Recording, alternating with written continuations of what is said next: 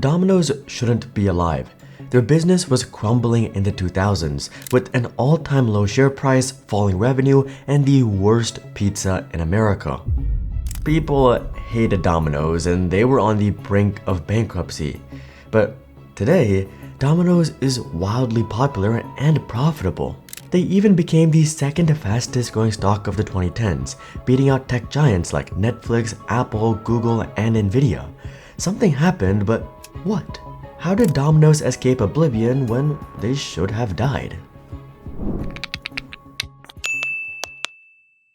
It all began with one survey. On customer taste, Domino's ranked dead last in pizza taste, tying with Chuck E. Cheese, which, for context, hosted children's birthdays. Why? Well, Domino's had gone all in on a different strategy: speed.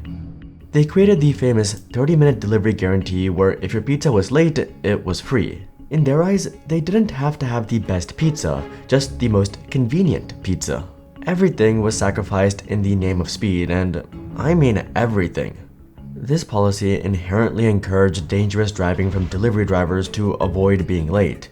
In 1992, one woman in Indiana was killed by a speeding delivery driver. The following year, another woman was injured when a delivery driver ran through a red light and collided with her car. Both of these resulted in major lawsuits and cost Domino's millions in legal fees and payouts. Domino's quickly dropped the guarantee, although it didn't change the philosophy, being the fastest. Even if the promotion was gone, they continued to focus on speed and not quality. This might have worked for a while in the 80s and 90s, but in the 2000s, it wasn't holding up. Consumer tastes had changed and they wanted better.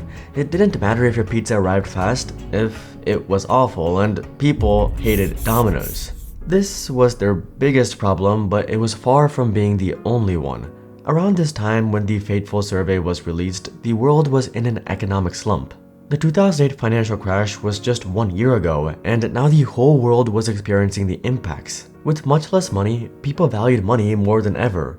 Typically, this means people will try to buy cheaper, which can mean buying fast food, but not Domino's.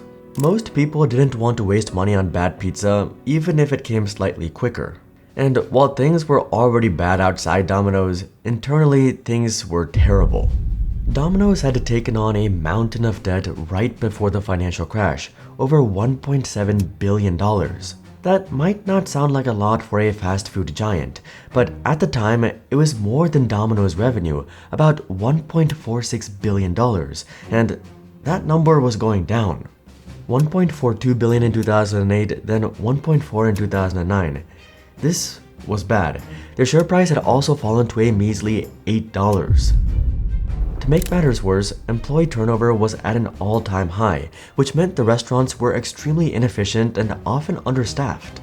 Domino's had been around forever, but there was a very real and honestly very likely scenario that the brand would turn off the ovens for good. Their strategies weren't working. If they wanted to survive, they needed drastic action. They needed to take a risk and to try something different. Most days, I don't have time to think about food. Breakfast is usually just an apple and 2 slices of bread. Quick and simple. But that changed when I started using today's sponsor, CookUnity, a chef-powered food delivery service that makes eating well ridiculously easy. CookUnity partners with award-winning chefs to deliver fresh, never frozen meals straight to your door. You pick your meals for the week and they show up fully cooked, ready in minutes. It's restaurant-quality food without the price or time commitment. I've tried other services, but CookUnity easily has the best variety I've ever seen. They had nearly 200 dishes to pick from and tons of vegetarian meals, which I really appreciate.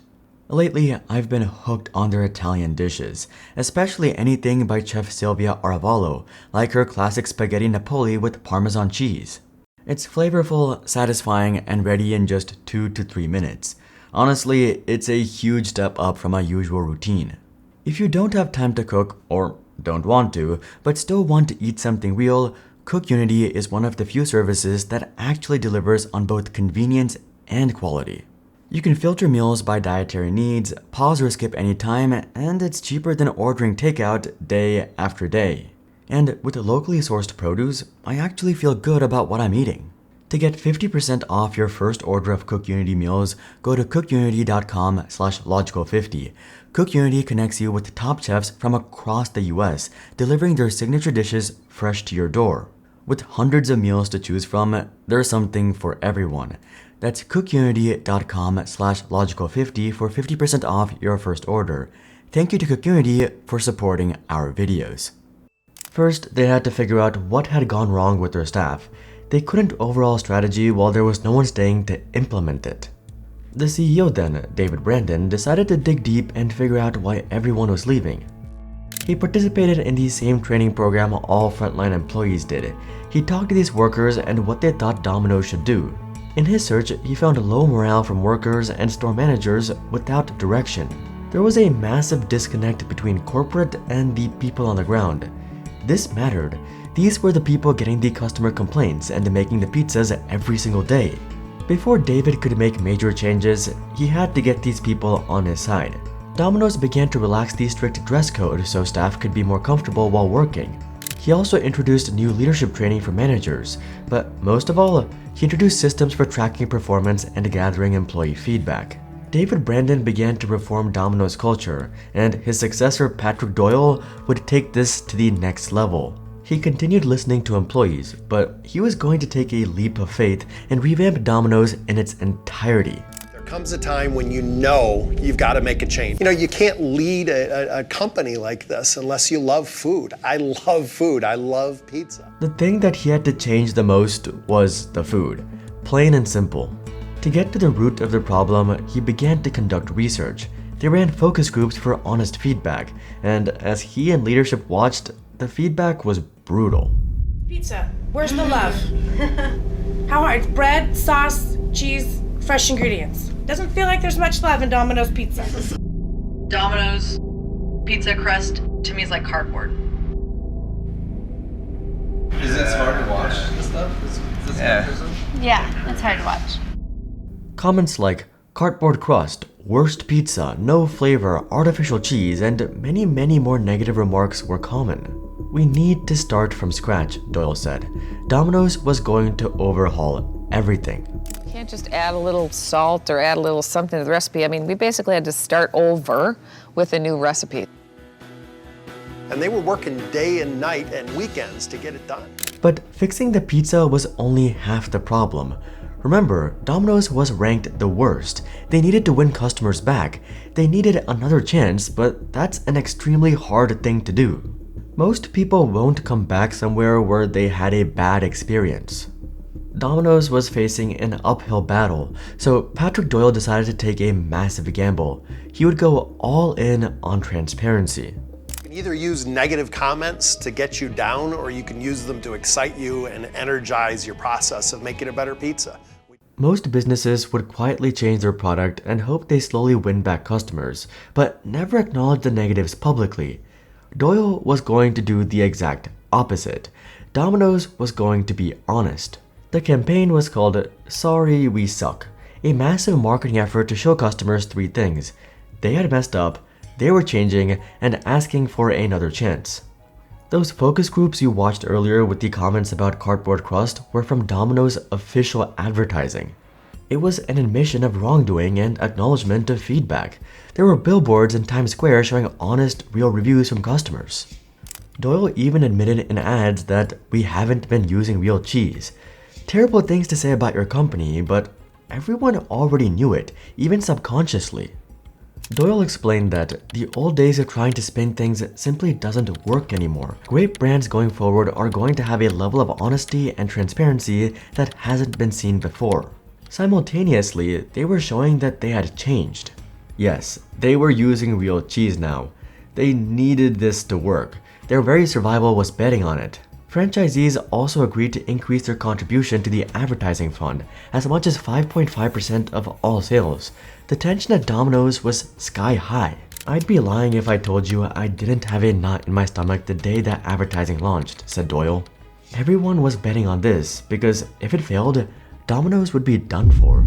So how did it play out? The first response was confusion. A brand admitting their product sucks? In Marketing 101, this is considered a brand suicide. You never admit past decisions were wrong or your product is bad, even if you're fixing it. But Domino's did it anyway. The media began to report on the wild strategy and Domino's honesty. One thing was quickly clear: people were taking notice. But was it the right attention or the wrong kind? Would it just reinforce the existing negative opinions? The response was immediate and overwhelming. In the following year, 2010, US same-store sales jumped 9.9%, the first time they had even grown since 2007. That doesn't sound like much, but this is the American fast food market, an industry that's mature and very saturated. Achieving even 1 to 3% growth is very impressive. Almost 10% was unheard of, especially for a brand known for bad products. Something was happening. In 2010, Domino's revenue grew for the first time in almost 5 years by about $170 million. But then something interesting happened. That growth began to accelerate. More and more people were trying Domino's new pizza and returning. Every single year for the next decade, Domino's revenue grew, and with it, their share price. The gamble had paid off, but Doyle wasn't finished. With problems fixed, he could now look ahead to the future. Domino's began introducing new technology for online orders, introducing mobile ordering and better order tracking for customers. They hired more staff to analyze their digital data to better serve customers. In fact, pretty soon, half of the workers at Domino's HQ were software analysts. They had turned around the brand and were now growing to new heights. Doyle's strategy was paying off. In fact, it was one of the most successful business turnarounds in decades. But that's not all. The culture change led by David Brandon and Patrick Doyle was also paying off. Employee turnover was going down and morale was going up. In 2015, the Detroit Free Press Top Workplaces surveyed over 61,000 employees on what they thought of their leadership. Doyle was named the best and won the Top Workplaces Leadership Award. Employees loved his communication, his honesty, and his transparency. One employee in the survey wrote, "Doyle knows how to make people excited about Domino's Pizza and continue to work hard for the company." Doyle has since moved on from Domino's, but he changed the company forever. His strategy was risky, but it had to be. It had to be bold, ambitious, and a bit crazy. The company was dying after all. You don't get dramatic change without some risk. Doyle explained that, "I think the vast majority of companies are far too conservative in how they approach risk. They simply spend too much time trying to figure out how to de-risk. Rather than dwell on avoiding mistakes, it's important to customers and employees of a winning organization to inspire through our action." Luckily for Domino's, this risk paid off big time, and it also showed everyone something else. When companies are honest, transparent, and showing they're changing, people give them a second chance. They're often willing to give them the benefit of the doubt when they show some vulnerability.